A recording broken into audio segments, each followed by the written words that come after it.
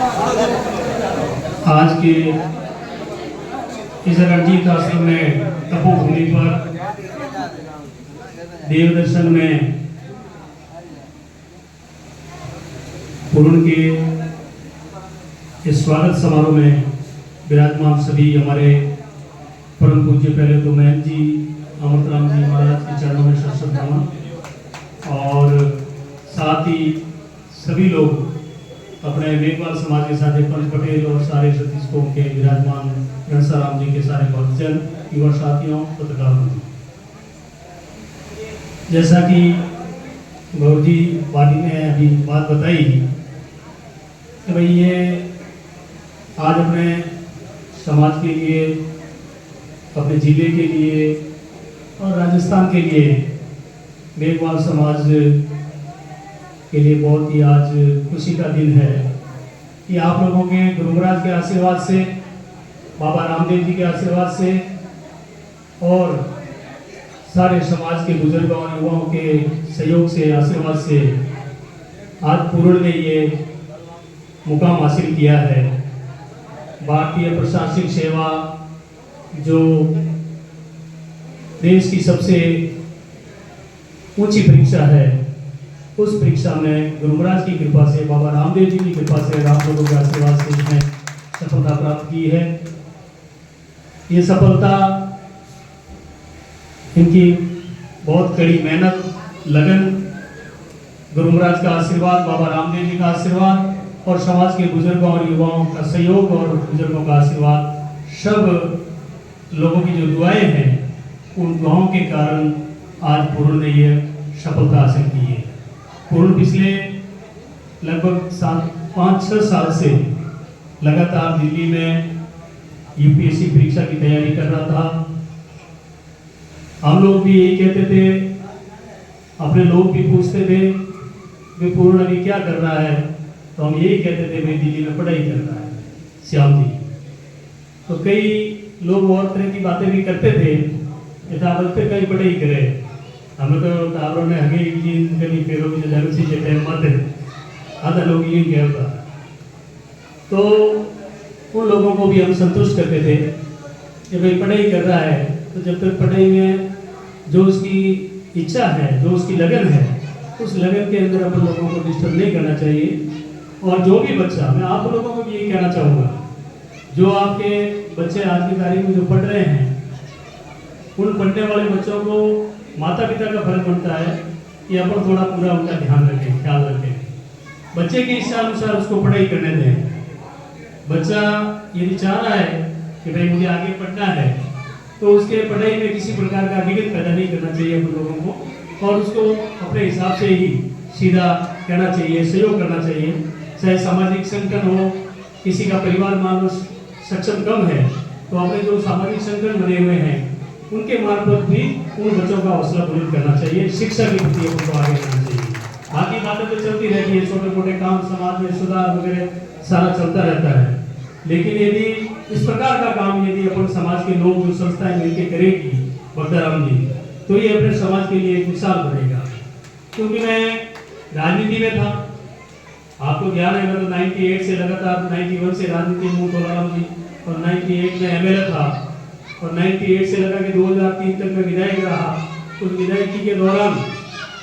इतना अकाल का मामला था, सरकार का एमएलए था मैं, लोगों की कई आकांक्षाएं थी, तो मैं जब कामकाज में लगा हुआ था तो इनकी पूरा पढ़ाई का, लोगों का ध्यान रखना करना, सारा बच्चों की माँ और ये घर वाले ध्यान रखते थे। मैं तो बाहर घूमता रहता था, मैं तो कई बार तो माँ को और बच्चों को भी पूछता था कि अपन पूर्ण हमें कितनी क्लास में आए हुए, कि मन ही नहीं रहता और मुझे पढ़े करनी भागदौड़ ज्यादा रहती। इन बात में पूछ तो बोली, या तो सर ने पूछ तो कि भाई कितनी क्लास में आया, हम ठीक है बच्चा की पढ़ाई ठीक अलग नहीं हाल। ये राजनीतिक जीवन है हमारा, और राजनीतिक जीवन में मैं अपने आप को गुरु महाराज की कृपा मान लो, बाबा रामदेव जी की कृपा मान लो, और आपसे बुजुर्गों का आशीर्वाद मान लो कि राजनेताओं के बच्चे तोलाराम जी थोड़े अलग हिसाब से चलते हैं।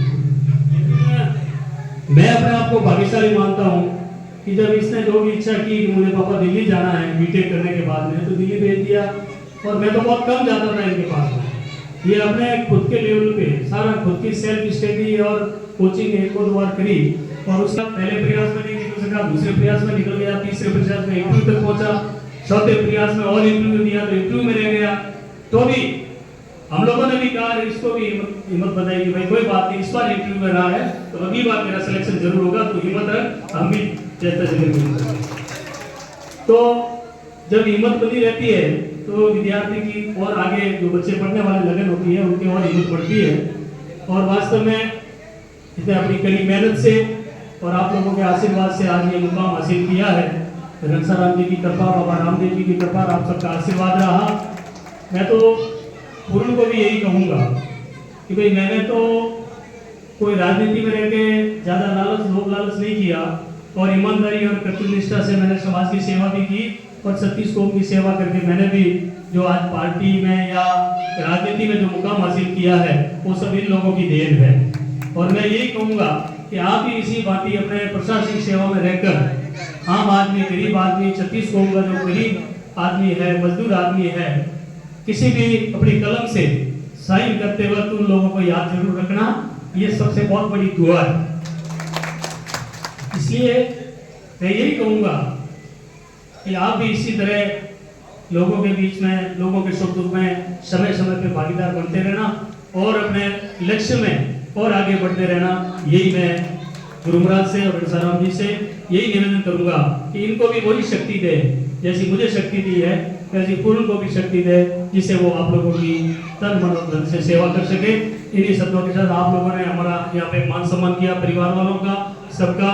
बहुत बहुत धन्यवाद। और मैं सभी जो बच्चे यहाँ पढ़ रहे हैं और जो माताएं यहाँ बैठी है उनको मैं कहना चाहूँगा कि आप भी सीख लें, अपने बच्चों को ज़्यादा से ज़्यादा अच्छी पढ़ाई में प्रवेश कराएं, अच्छी तरह से पढ़ें। आप अपनी आवश्यकताओं को कम कर दें, आपकी जो आवश्यकताएं हैं उसमें आप कटौती कर दें, लेकिन बच्चों की पढ़ाई में किसी प्रकार की कटौती नहीं करें। मैं यही आप लोगों को निवेदन करना चाहूँगा। और यदि आपने बच्चों की पढ़ाई में किसी प्रकार की कोई कटौती नहीं की तो मुझे विश्वास है कि आपके बच्चे बच्चियां सारे कीर्तिमान स्थापित करेंगे और आगे बढ़ेंगे। इस जो प्रतियोगिता के ज़माने में आज